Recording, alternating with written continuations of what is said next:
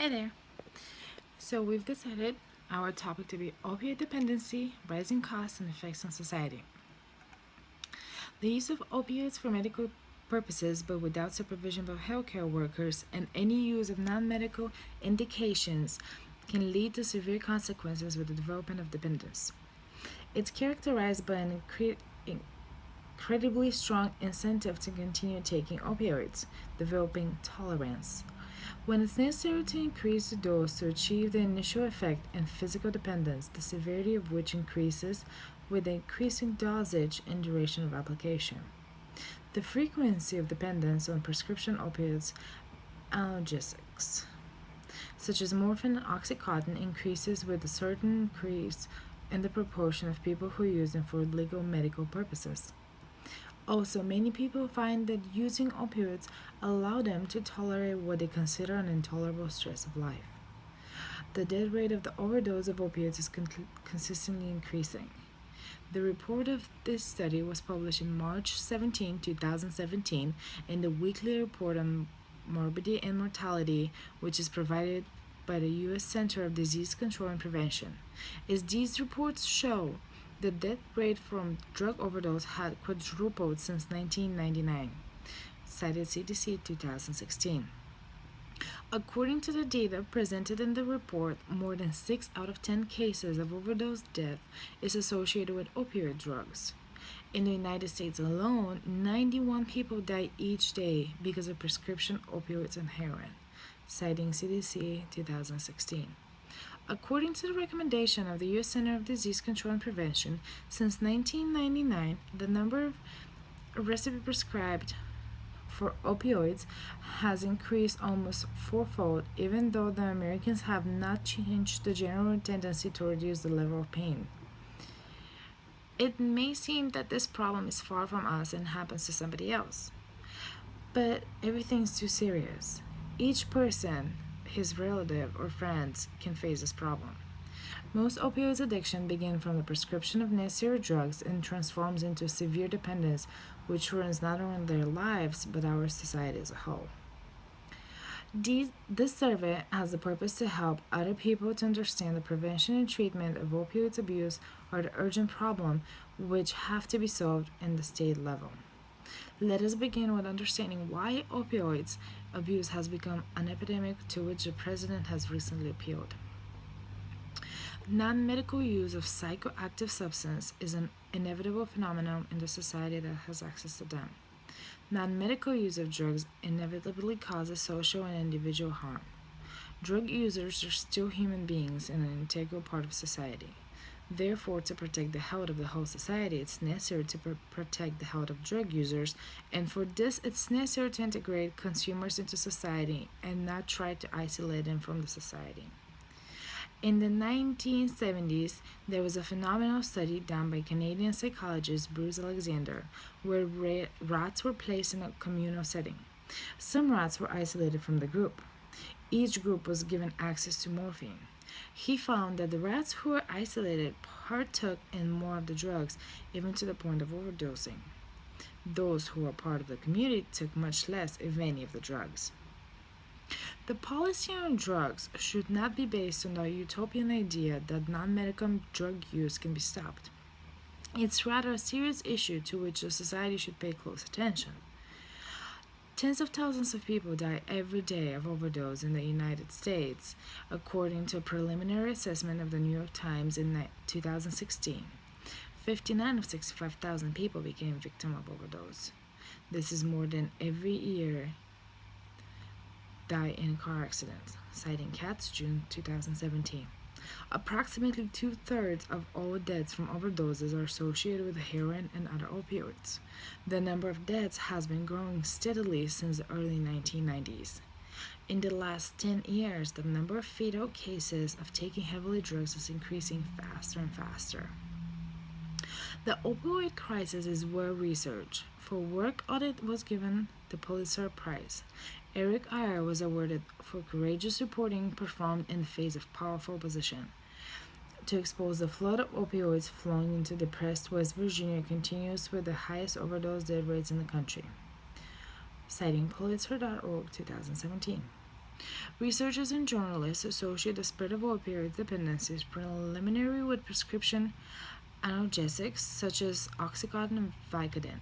Since the early 1990s, the medical practice in the United States has been established prescribing to help patients with chronic pain and prescribe them strong painkillers with opioids. As followed from the lawsuit of the state of Ohio to the manufacturer of painkillers, pharmacological companies have downplayed the danger of drugs and argued that dependency in patients is extremely rare and does not pose a serious problem.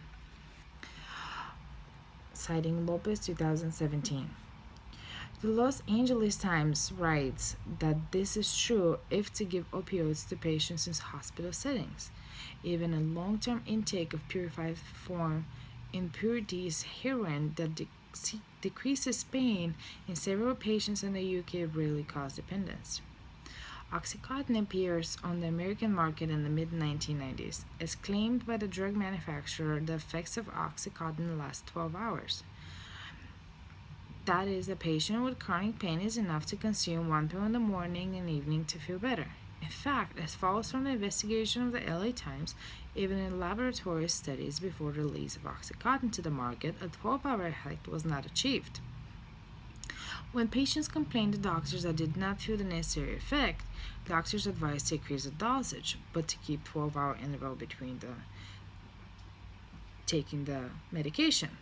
As a result, people who came to clinics for a cure for chronic pain without understanding it themselves felt the withdrawal symptoms.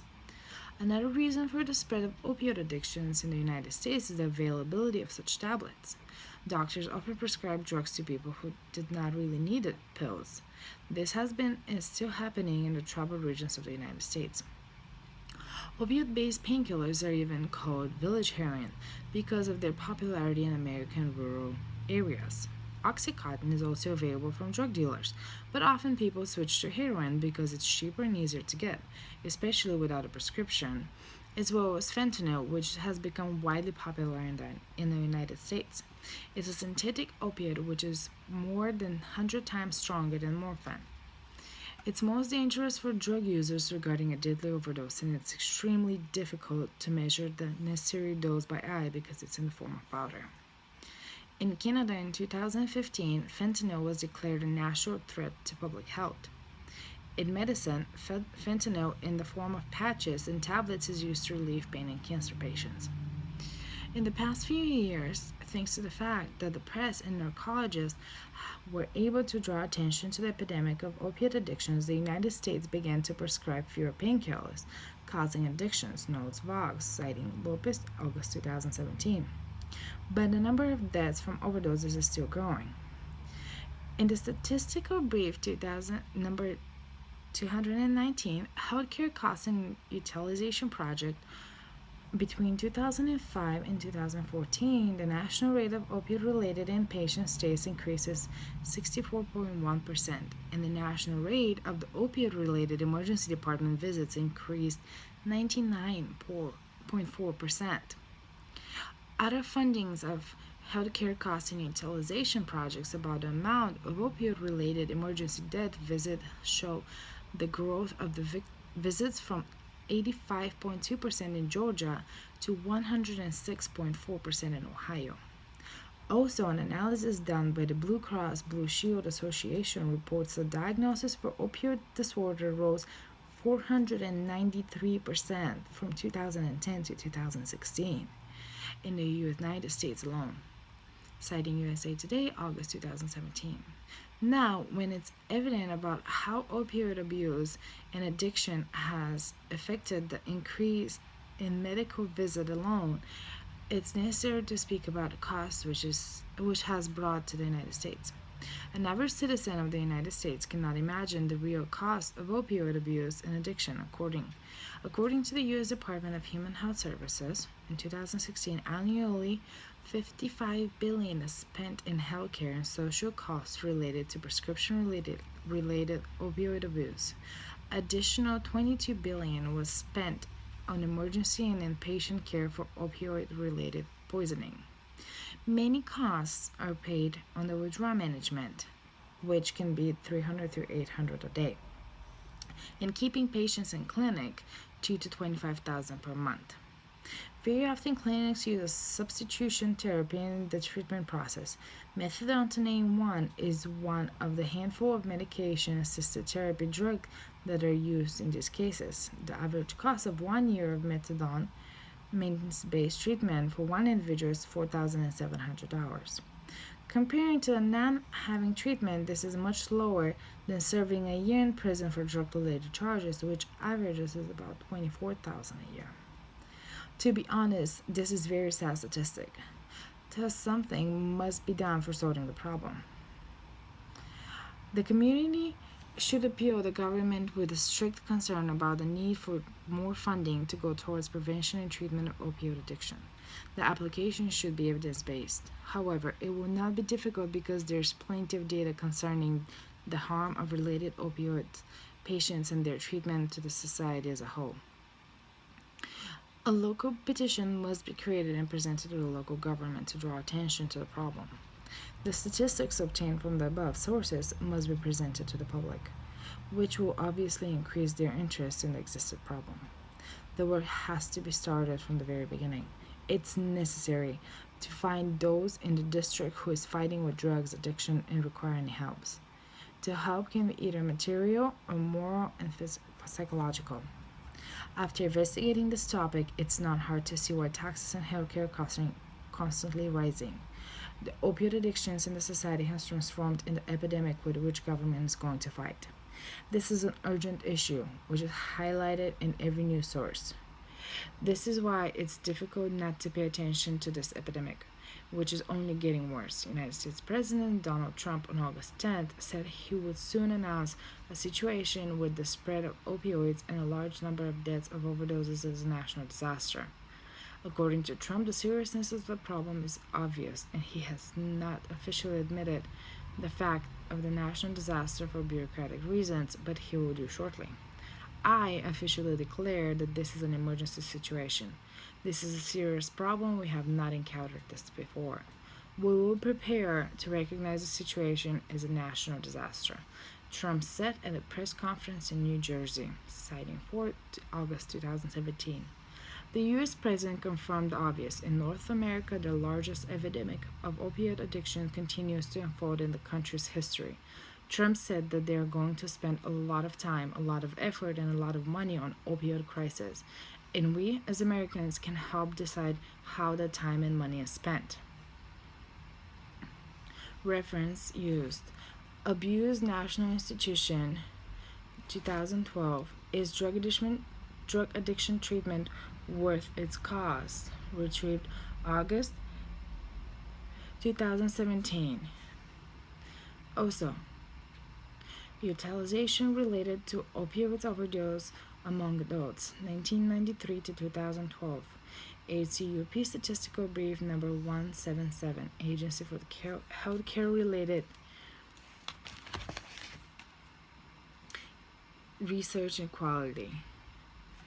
And the 2017 Pulitzer Prize winner in investigative reporting, retrieved August 17, 2017. Understanding the Epidemic, 2016, December 16, retrieved August 12, 2017. And I have a couple of charts prepared just to show how serious it could be and the rise in overdose. As you can see here, on the left, we see the overdose deaths from prescription opiates, and on the right, you can see the heroin overdose deaths.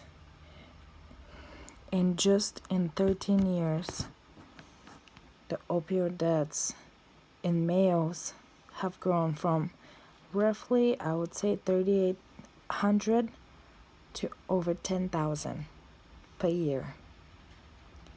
And in heroin, in males, from 2001 at about 1,500, 2014 to about 8,500. The numbers are very scary, and we need to do something as soon as possible.